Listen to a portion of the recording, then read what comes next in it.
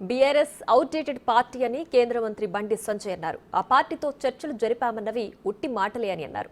వాళ్ల మాట్లాడేవన్నీ ఫేక్ అని తెలిపారు.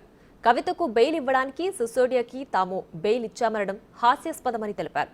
తాము బెయిల్ ఇస్తే సుప్రీంకోర్టు, హైకోర్టులు ఎందుకని ప్రశ్నించారు బండి.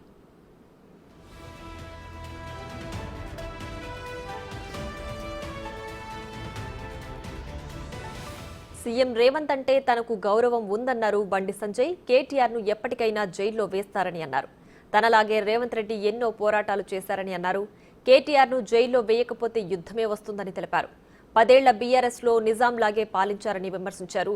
అసెంబ్లీలో బీఆర్ఎస్ వాళ్లు 6 గ్యారంటీలు ఎందుకు అడగలేదని క్వశ్చన్ చేశారు. బీఆర్ఎస్ కు కొమ్ము కాసిన వారికి పోస్టులు ఇచ్చారని, నిజాయితీగా పనిచేసే అధికారులకు పోస్టింగులు ఇవ్వలేదన్నారు.